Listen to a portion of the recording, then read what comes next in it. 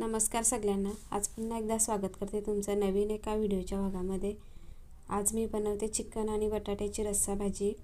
हे चिकन धुवून घेतलंय मी आणि त्यावर लिंबू पिळून ठेवलंय, अर्धा लिंबू पिळलेला आहे। आणि इकडे बघा हा बटाटा सोलून आणि त्याचे बारीक तुकडे तुकडे करून ते मी पाण्यामध्ये ठेवलेले आहेत। तर आता कशी भाजी बनवायची ते आपण बघू। इकडे बघा मी आता गॅसवर कढई तापत ठेवलेली आहे। त्यामध्ये 2 पळ्या तेल घालून ते गरम करून घेतलंय। तेल गरम झाल्यानंतर त्यामध्ये हा बारीक चिरलेला मी कांदा घालते। कांदा आपण 2 मिनिटं असा थोडा लाल पडेपर्यंत असं हलवत राहू। गॅस मी मीडियमच ठेवलेला आहे।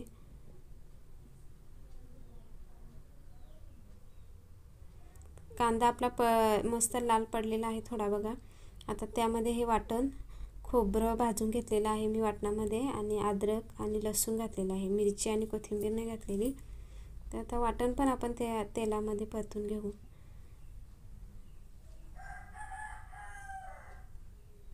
वाटण आपलं हे बघा परतून झालेलं आहे। त्यामध्ये घालते मी हे घरगुती गरम मसाला आहे आमचा, हे अर्धा चमचा हळद, आणि हे लाल तिखट आहे ना, हे पण घरगुती चमचा आहे ते घातलेलं आहे मी।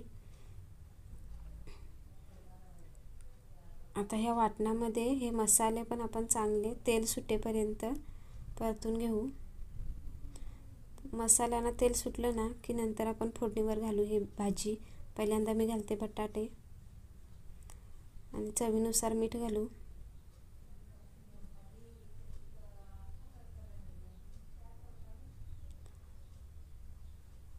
आता आपण जे चिकन ठेवलेलं लिंबू पिळून ते घालू।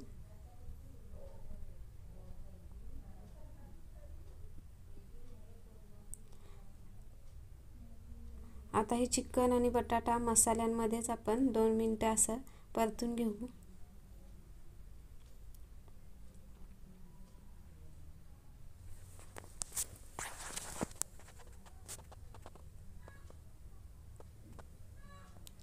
तर आता हे बघा परतून झालेलं आहे चिकन आणि बटाटी। तर आता मी घालते वरून थोडं पाणी शिजण्यासाठी।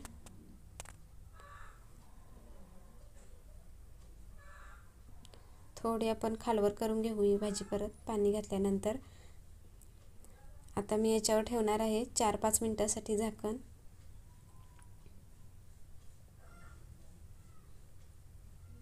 गॅस मी आता फुल करून घेतलेला आहे आणि झाकण ठेवून घेते।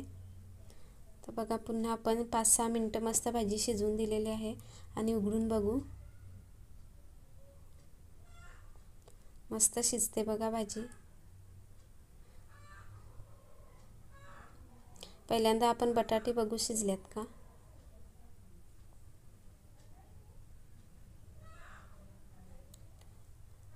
तर आता बऱ्यापैकी बटाटे शिजलेले आहेत। आता मी पाणी घालते पण झाकण नाही ठेवणार याच्यावर। 2-3 मिनिटं अशीच झाकण न ठेवता शिजवून घेणार आहे। बघा पाणी घातलंय मी। तुम्हाला जर जास्त जाड पातळ हवी असेल तसे तुम्ही पाणी घालून ही भाजी शिजवून घेऊ शकता। तर आता मी दुपारच्या जेवणामध्ये भातासोबत खाण्यासाठी बनवलेली आहे, त्याच्यामुळे थोडा रस्सा ठेवणार आहे मी।